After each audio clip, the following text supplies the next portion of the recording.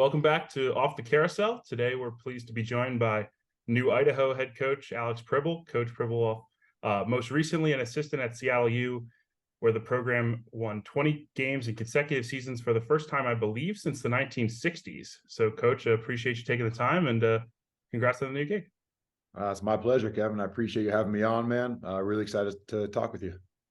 So, look, when Division I jobs open up, a lot of the same names for the biggest programs as assistant gets mentioned time and time again. And your name, by virtue of coming from another mid-major, it doesn't get mentioned all that often. So I guess how I start this is, to the average college basketball fan who isn't super familiar with you, who is Alex Pribble? Well, good question. I kind of like the way it all transpired. Truthfully, I've kind of always been the underdog. I was a walk-on in college. I played my college basketball at Cal Berkeley.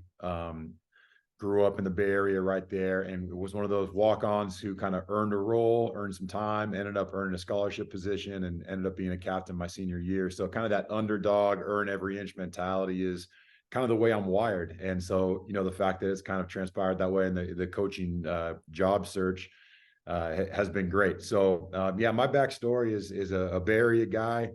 Got my first college crack playing coaching at San Francisco State University. From there was at Eastern Washington University, so I've been in the Big Sky for a while.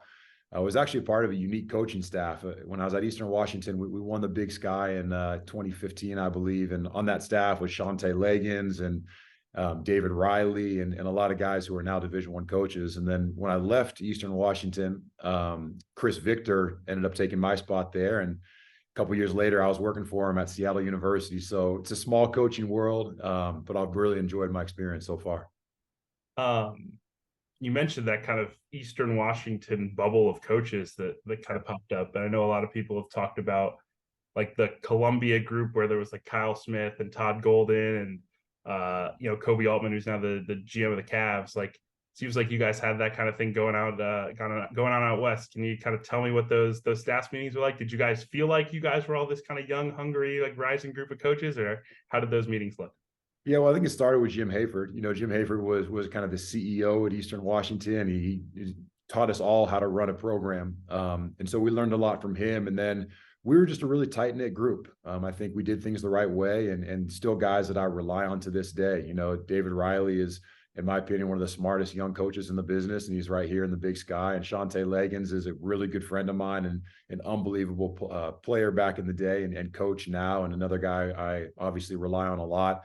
And then I had the luxury of working with Chris Victor the past couple of years, and one of my very best friends, in the coaching business, and a guy I really rely on. And so it definitely was something where we feel like we had something special going at Eastern Washington. And I think we've all kind of molded our programs now in the same way. But guys I respect a lot, and it's always fun to have some close friends in the business.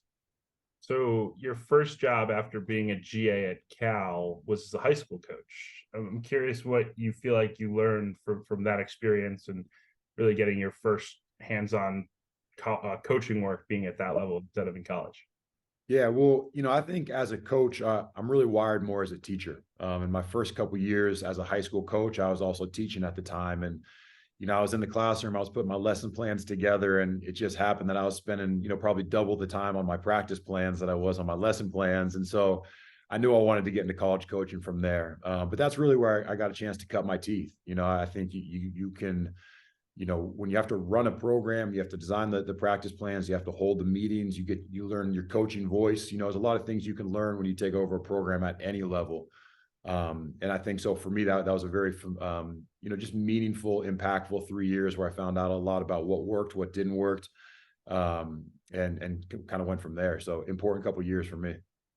And you're a first-time Division I head coach, but you do have college head coaching experience at St. Martin's, a Division II school in Washington.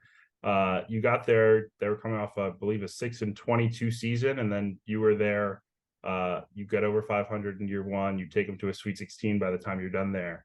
Can you take me through what that rebuilding process was like? Yeah, look, the reason I feel prepared here at the University of Idaho is because of that experience at St. Martin's.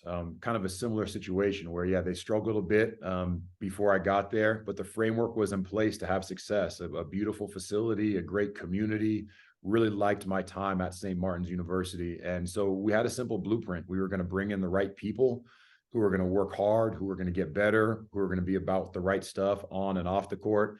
And then the focus was really just on that process of daily improvement. And so, like you said, we got better. We really had some momentum rolling. By the end of my first year, we finished over 500. That second year, we made the conference tournament for the first time in a lot of years, and finished with 18 wins.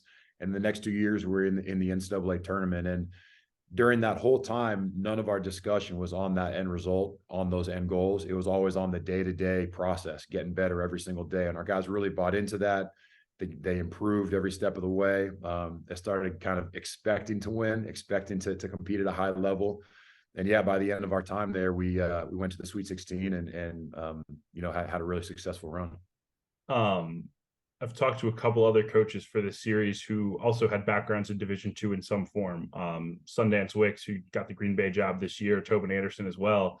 And they both said that it was far less intimidating when they got the call and said, "Oh, I'm a Division I head coach," and you show up to the office the first day, like, what do I do? Because they had been through that before. Obviously, it's a different level, but they had built practice plans and run a program and recruit it. Like, they had done every facet of college head coaching, and some other guys who get head coaching jobs haven't done that because they've been career assistants. I'm curious, your first few days on the job at Idaho, how familiar did it feel? How much did that experience as a Division II coach help you when you were, first laying the groundwork here in the first couple of days of getting a job? A ton. I love you mentioned those two guys. There's definitely been some successful Division II guys that have come up to the Division I world. Both those guys coach with a lot of energy and a lot of juice, and I like to say I'm kind of wired the same way. But it really helped me feel prepared. It really did. I try to work off blueprints and checklists and be as organized as possible. So I had a really good outline for what I wanted those first 30 days to look like. New faces, new processes here at the University of Idaho that I had to learn, that I had to really dig into. But in terms of what I wanted to accomplish, there was definitely an outline, and I had done it already at St. Martin's, and we're following a similar blueprint. So felt very prepared, really excited about the steps we've taken so far being here. I think we've hit the ground running. And again, the either way, whatever situation you're in, it's about the people. And I feel like we've done a really good job of bringing in the right people, both as recruits and as coaches. And that's allowed us to really hit the ground running. If from a recruiting standpoint, I know you guys have taken a couple of non-Division I transfers, and that's become a kind of growing avenue that more and more programs are attacking after, the Derek Whites and Max Struses of the world. I'm curious if you feel like that was something you felt like, oh, I've coached at this level, I know that there's good enough players here, or maybe just kind of a natural trickle down of where we're at with NIL and making it more difficult to recruit the portal with so many teams involved in the same kids. Yeah, well, I think both. Both are very true. We were very intentional about the recruiting philosophy we had when we took over here. If you're going to get old, everybody wants to get old now. And if you're going to get old, it's hard to do it traditionally through the transfer portal, where every kid seems to have so many offers and so many options. So for us, we're very intentional kind of about two things. One was, the Division II or Division III transfer ups, guys that had some experience. And I think we did a really good job of identifying guys who were successful at the Division II level, and we believe are going to have a big impact for us. And the other thing we tried to do was find some junior college qualifiers in particular that had a couple years, especially if they had a COVID year, maybe they have 3 years under their belt, and are now coming here ready to make an impact. So, when I was at Seattle University last year, our starting point guard was a kid named Alex Schumacher, and I had recruited him initially to play at St. Martin's University. And so, he came in and had a great year for us last year, had a lot of success. So it was proven that it could happen. You mentioned some names of players like Derek White who've proven at the highest level. But even here at the University of Idaho, Devontae Moffitt was a Division II transfer up and had a really good year here last year. So there's a clear kind of previous guys who've had a lot of success doing that. And so we think the same thing can happen for us. I think the traditional outsider knock on the Idaho job would be, there's just not a lot of players around. It's not the most booming kind of area. I'm curious what you view as the important areas that you have to recruit to have success at a program like this. Yeah, well, truthfully, I think it's a bit of a misnomer. I don't necessarily believe that that the community is a negative. I think it's a big positive. It's a really tight-knit college community here. The fans are always in the building, even with maybe not the most successful years, the past couple years on the court. The fans have been showing up and engaged, and they're ready. They're ready for a winner. So the community is a huge piece of what we believe makes this place special. And there's actually some really good local talent too. You know, the state of Idaho has players coming through now that can really compete on the national stage. So, you know, we think it's a strength of ours. I think, you know, we went through a rebuild in a hurry. We brought in 12 new players in the past couple of months, and the rate of players who we got out here and then those players committed to us was extremely high.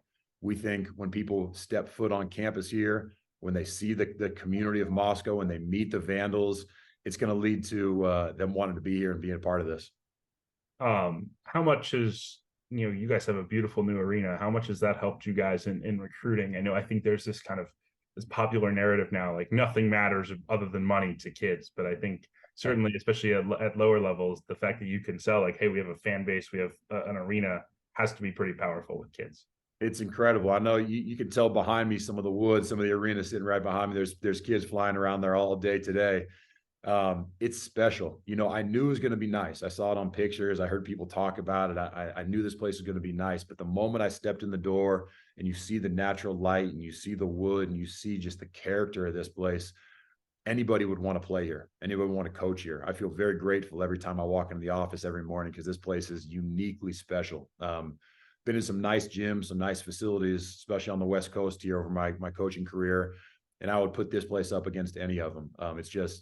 It's the right size. It's the right space. It's got the right feel. It's a great place to practice, a great place to play. So we're really, really excited about it.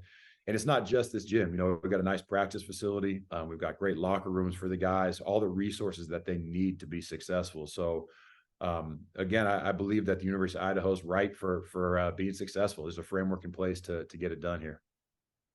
I know, you know, it's this last question for you. I know it's, I don't think becoming a Division I coach is like the only destination in coaching, but I'm sure that moment when you got the call, like, yes, I got a Division I head coaching job. There's 362 or 3 of these, and I got one of them.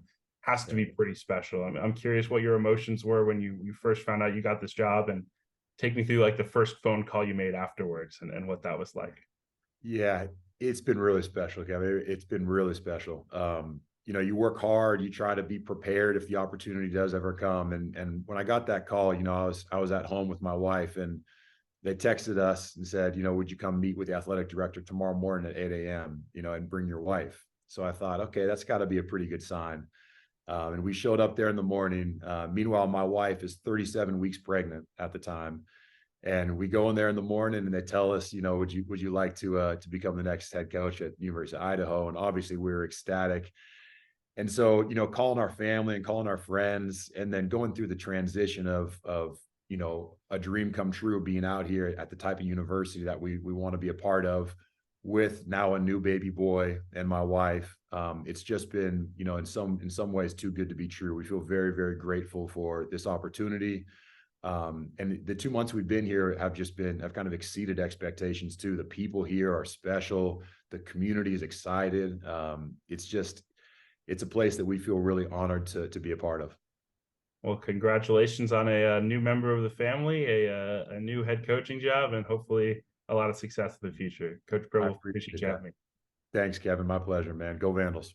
Our partner for today's episode is Athletic Greens. I started taking AG1 during the college basketball season, and I loved the impact that it had on my energy levels. I'm a big coffee in the morning guy, but by the time that the afternoon would hit, I needed another boost. AG1 helped me tremendously, especially on those days when I didn't want to get up off the couch and go hit the gym. Their tagline is AG1 is comprehensive health and the power of habit in one. And man, that could not be more true. It's nearly impossible to eat and drink in a healthy manner in the month of February and the month of March when you are in my business. And AG1 was exactly the supplement that I needed to improve my gut health and cover my nutritional basis for the day. I've continued that into April. I've continued that into May, and I'm going to continue that the rest of the summer. All I have to do is mix a scoop of AG1 with some water, or maybe add it into a smoothie, and I'm ready to go. Do it after lunch, and you'll be ready to go for the rest of the day. If a comprehensive solution is what you need from your supplement routine, then Athletic Greens is giving you a free 1-year supply of vitamin D and 5 free travel packs with your first purchase. Go to athleticgreens.com/field68. That's field 68, FIELD, the number 6, the number 8, and you can get yours now. So check it out and help support this show. Thanks.